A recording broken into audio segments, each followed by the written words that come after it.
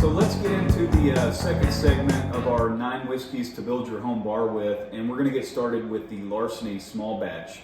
This is a 92 proof. This is also a wheat whiskey like the makers. It's available at your local Macadoodles, just under $30, and blended to somewhere in the 6 to 7 year old range. Again, it's not age stated, but it is a profile of 6 to 7 years that the blender is trying to get.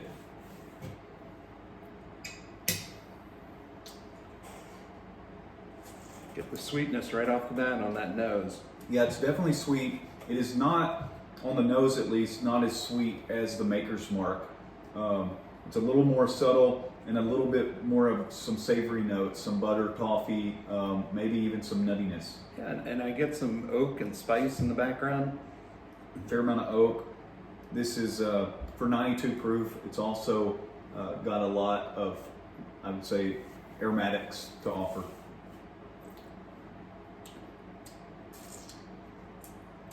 What about the palate? It's got that sweetness, right? And I understand why people are gravitating to a lot of these wheat whiskeys. They're just a little softer, a little easier to drink, a little sweeter. What surprises me about the Larceny is the amount of oak that you pick up on the palate.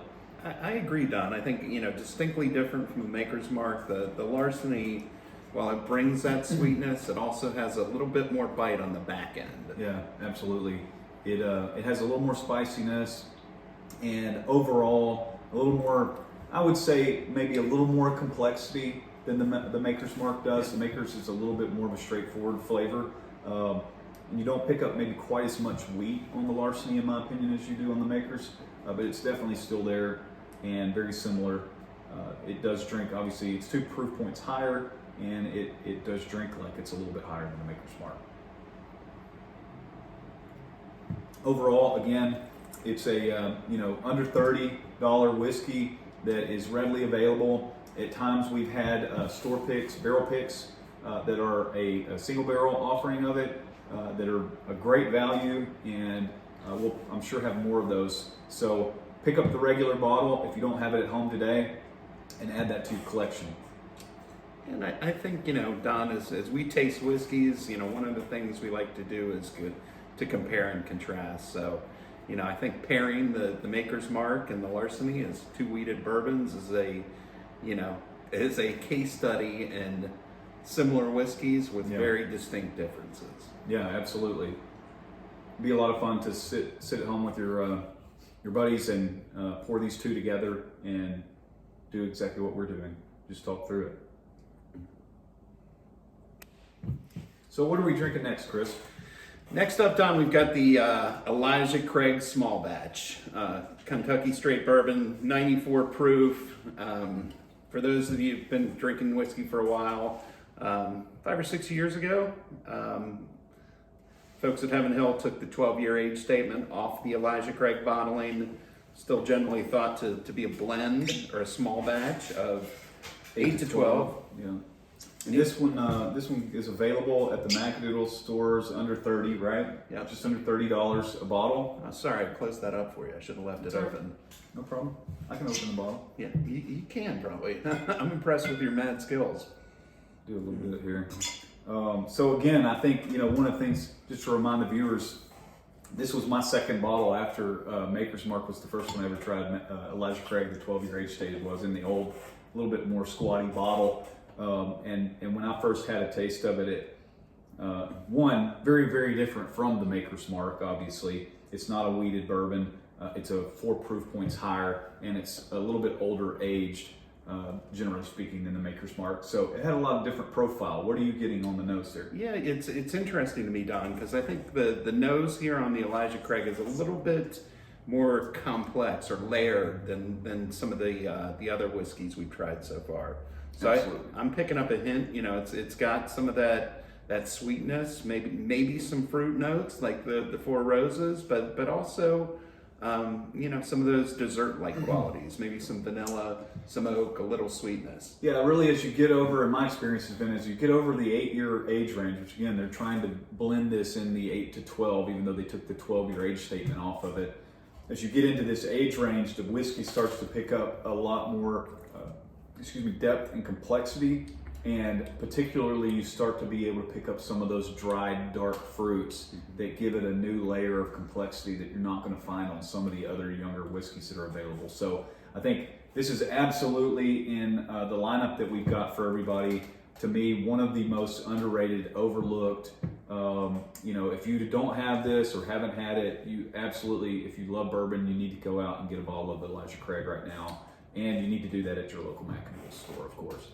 Yeah, I agree, Don. It's what makes the Elijah Craig unique in comparison to some of the others is it's more layered. It's got more layers of flavors while retaining that balance that makes it smooth and enjoyable. Yeah, and the other thing that's interesting about Elijah Craig to me is you can still, a lot of the older whiskeys, you can't as much pick up the corn notes, those sweeter notes that everybody's after on a bourbon, and you can still pick those up readily on the Elijah Craig, the kind of sweet vanilla and brown sugar notes, maybe some caramel, but just overall very well put together, and in my opinion, one of the best small batch whiskeys out there that you can buy. I agree, Don. It's just got a great combination of fruit, spice, sweetness, all put together in a very seamless smooth, package. creamy, approachable, easy to drink. I mean, it's a must-have for sure. And so, Chris, for our final bottle in the second segment here, we're going to go to the Old Forester 100 proof. This bottle, again, is 100 proof. It is blended in the 6-year-old range. It's not age stated, but generally thought to be blended toward that 6-year-old profile. And it's available at your local Macadoodle stores in the mid-20s. I think usually around $23, $24 a bottle. Yeah, Don, I like what the folks at Old Forester are doing. I was at the distillery back in January. I think they've got one of the best tours on the trail. They're making some high quality whiskeys. Yeah. Maybe not as much age as some of the other producers, but they are very well made, very consistent, and definitely wild. Absolutely. A lot of whiskeys I'd like to drink from Brown-Forman and Old Forester.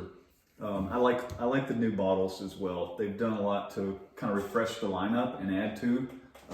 There's some other bottles out there that we'll probably get to at a future date that are in a higher price point, but this is their best in the under 30, and definitely a whiskey that you need to consider having at your bar. So what are you getting on the nose? Yeah, the nose is interesting to me.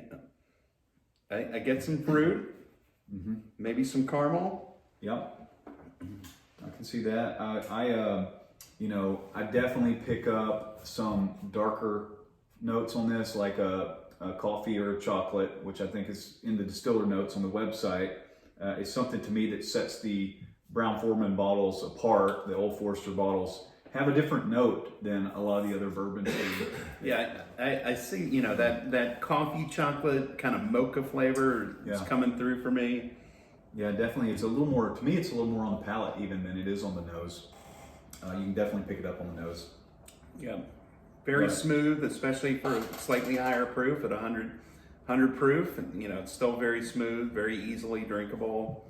Maybe just a touch more bite on the finish.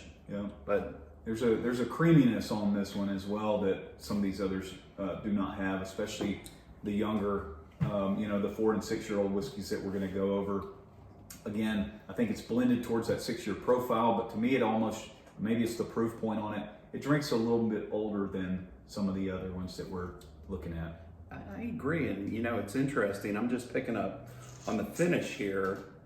You can tell me if you get it, Don, but on the finish, I get maybe a hint of smoke, some of that toast from the oak. Yeah, I think there is some toasted oak. It's probably the best way to put it.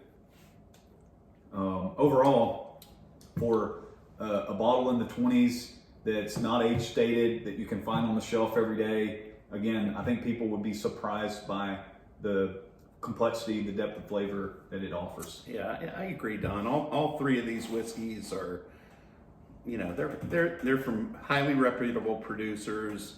They're affordable. They're accessible. They're adaptable, so you can drink them the way you want to drink them. And I think they're must-haves. Absolutely. And I mean, that's one of the, I'll just highlight, I mean, one of the important things that we really talked about when we were coming up with this lineup was the fact that you can actually go out and find these whiskeys. I mean, that was critical to us. I, for one, am really kind of, I guess you would say fed up with, the hype around a lot of these whiskeys that you just can't get your hands on. It doesn't matter how good they are if you can't get them and drink them and share them with your friends, in my opinion. So when we started talking about this podcast and what we were going to do initially, I think we both felt it was pretty critical that we focused on great whiskeys that you could share with people and that kind of ran the gamut of the flavor and aromatic profiles. I agree, Don. At the end of the day, for me, these are all whiskeys I'd like to drink. Wow. And that makes them wild. It does.